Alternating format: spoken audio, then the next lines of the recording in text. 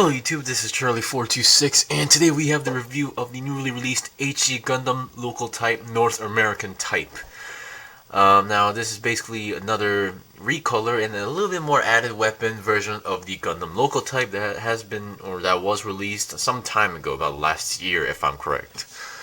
And I believe they also, well, since the Gundam Local Type was already a very good kit, this kit itself is also very good. And I would like to sort of apologize for my last video, the prototype Gundam review.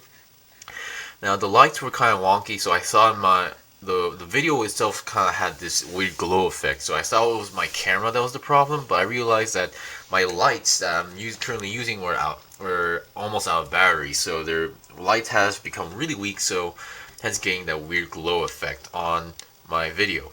So I changed the batteries, and hopefully the batteries will a little bit more longer. Anyway, let's get on to the review. First of all, as you can see, I just put 3 of these kits just to make it look cool instead of like one kit. Because the Gundam Local Type MS line is really one of my most favorite Gundam types out there. There's only like a few Gundams that I actually really like, so that's why I decided to do this. I'm really satisfied.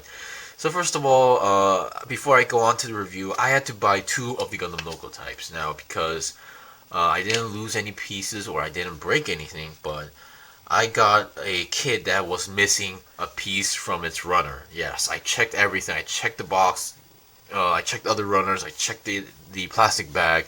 It was just missing. So I wasn't able to finish this, hence I'm a day late uploading this review. Now, as much as I'm not going to go ahead and blame the company. Of course, this is not supposed to happen, but it was also my fault for not checking the plates before rip opening the plastic bags thing. But here we are. So anyway, let's get on to the review, and I'm getting that a little bit of yellow glow again. First of all, what you get, of course, is the kit itself. I will be putting it right at the back over there. And what else you get is some nice sticker decal sheets. I did use not a lot, but I only use mostly these yellow-orange lines with a few numbers. I really don't like using these small white ones because, yeah, they're kind of tedious to put on. And I did not use the orange lines that require you to wrap around a certain body part, which I really don't like doing that. So that's that. And what else you also get is a small sticker sheet. You get a eye sticker. Ooh, I forgot to put that on the head cameras, but yeah, the piece I was missing was actually the headpiece, the front of the headpiece, so I was not even able to put on the V-fin until today. So there are head cameras that are supposed to go on the head, and you do get this V sticker for the crotch area, which is kind of odd because it already comes in a color separate piece, so kind of odd, but that's just good to know they do give you these. Beyond this, you get your typical, beam saber effects, 2 of them. I'll be only using 1. Some leftover parts, which are technically these 2. This is the normal Gundam Local Type backpack, and I believe this is in a different color as well. So yeah, that's pretty interesting to get a leftover backpack. So if you want to make a black version of the Gundam Local Type, you can use this. And you do get another orange chest piece that goes inside for some reason. Beyond this, the leftover, or not leftover, but the parts you can actually use is another trigger finger hand for the right hand. You get a connector, a shield connector for the backpack. You get a extra beam saber holster for the backpack. And lastly, you get a machine gun holster or attaching device for the backpack as well. So everything that goes onto the backpack. And leftover parts, a good number of polycaps, and this one does not use those rubber polycap neck joint. You actually use a plastic neck joint. And this part, which is supposed to be meant for the waterproof Gundam or Gundivers, but got a pre-Bandai release. So I guess they were planning this up ahead, but since the Gundam Local Type didn't sell too well, so they just made a pre-Bandai just to make sure they get the profits. That's my guess, though. I already have the kit, so I don't really care. Okay, now let's get on to the review, actually.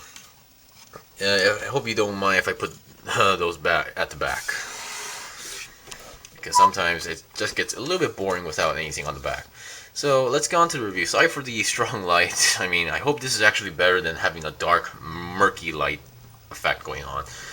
So as usual, let's go on with the review on the head. Now, one of the main interesting facts that I really love about the Gundam local type is the head part. The head. Not only is it's a Gundam, but there's a red visor at the front. So just to make sure you can see that. Yeah, it's kind of hard to see, but you can see there is a red glow going on. So there is actually a red visor in front of it, and thanks to that red visor, you can see that there's a glowing effect on the eyes that you can see. For the articulation wise, you can go down that much, up that much. The 360 shouldn't be an issue at all. So once again, I would like to mention that the piece I was missing from the plate was the front head part, so I wasn't able to use the V-fin as well, and pretty much no reason for me to finish the kit or review it. If it was like a feet or like a hand, I don't mind, but yeah. Okay, now let's look at the body. Body. So basically, the build-wise, the structure-wise, it's exactly the same as the Gundam local type. Here is like a side-to-side comparison. So from top to bottom, it's pretty much the exact same kit in different colors. So if you already bought the local type, you should know what to expect. But okay, so we've seen that. Now look, the body articulation-wise, pretty much the same. Technically, a 360 twist is kind of tricky because of how the structure is in the main body. Again, this is like before RX-78 mold suit, so I don't expect to have like a ton of articulations on certain areas. The shield connector is pretty much the same. You still have those pegs. The shoulders can go. Sorry about that. The shoulders can go like front a little bit since they are in the ball jointed back, and can go to the side, or the arm can go to the side about 90 degrees, and has your typical 360 twist going on, and a double jointed arm with a typical ball jointed hand. Yeah, you only get 3 hands, 2 normal hands for each hand, and a trigger finger for the machine gun. Before I go on to the waist, let's get the backpack. The backpack is something new from this kit. You have like 5 thrusters in total.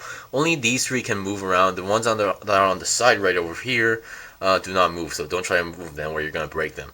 They are on a polycap ball joint, so they do move a pretty good amount of range. Makes me wonder if this was really necessary to have this many thrusters. But then again, this was like the start of making Gundam, so I guess they were trying to do something new. That's that. The backpack has 2 connections on the side. You can take this part out, or this part out, and attach this giant gun, which we see in the Master Grade Gundam Origins version. It does move a good amount. It can go that much, and then forward that much as well. So it has a good amount of articulation. This is basically just 2 pieces snapped together, and that's that. And yeah, the way how these are connected is on a peg. So this one actually has a peg. Unlike if you bought the RX-78 Revive, this should be pretty much molded in, but this one is actually a separate piece. So any backpack attachment you have, it's pretty much compatible with any part except for the machine gun, because the machine gun has this other part where if you put it on this side, the the handle will be going up. If you could put it on this way, it would be upside down. So that's one thing you need to consider. Okay, we've seen that. Now let's look at the waist. The waist, nothing too special. Once again, you can separate the you can separate the front skirts if you want to do so, since they are on ball joints. And once again, I need to refrain myself. I forgot this is not actually a separately molded piece, I believe, since the fact that I colored it means that it was not a separate piece. So I would like to apologize for that part. So you're supposed to use a sticker here. It's supposed to be yellow. I just used gold on this part. Sorry about that. The side skirts, once again, still having that weird question where this is supposed to have an ammo clip, but they do not give you anything. The front skirts can go a really good amount in the front. The back skirt does not move, and you have a side swivel, and you have this other like hinge system going on. So if you move, you can move or change the position of the entire legs, but the legs can go about 90 degrees up front depending on how you do it, and has a double jointed bend on the legs. Very good joints. and the feet are your typical ball jointed feet.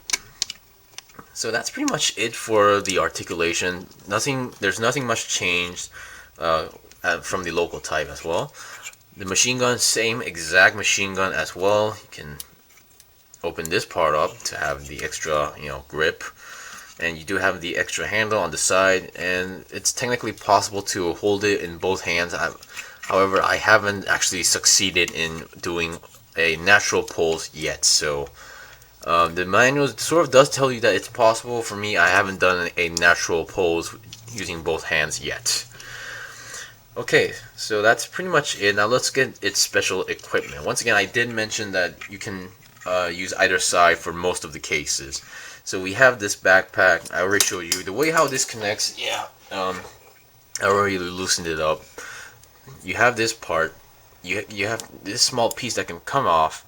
You attach it, you plug it in, and then you reattach it to the holes that are on the side of the backpacks. Man, this slide is really strong than last time. So there's a polycap inside there. Now besides now I'm just gonna use the hand attached just to make sure. I don't want to waste your guys' times. What you can do, there's this extra piece, and then you can attach it to the backpack, and then you can see that. God damn it!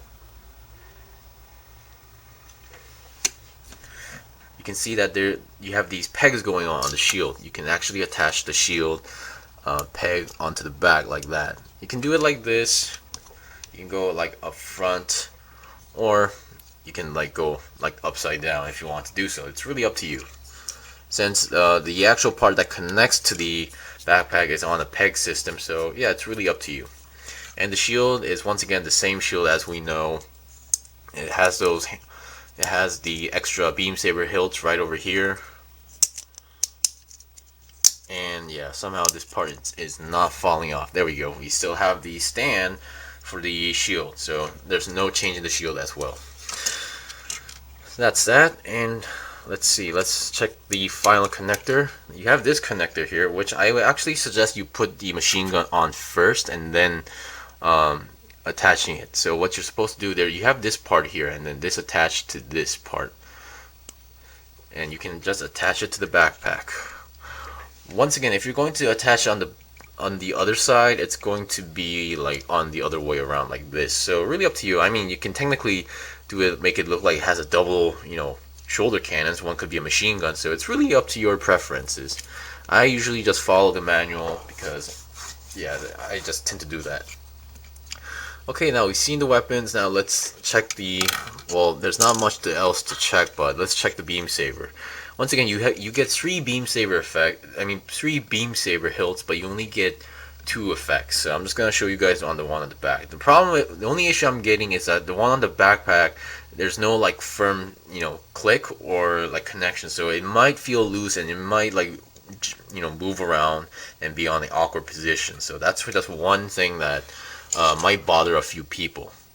But the way how it holds the beam saber, it's pretty much any HG does. Just slide it in and you have a firm connection. Well, not firm connection, but it gets the job done. It doesn't fall off easily. So that's that.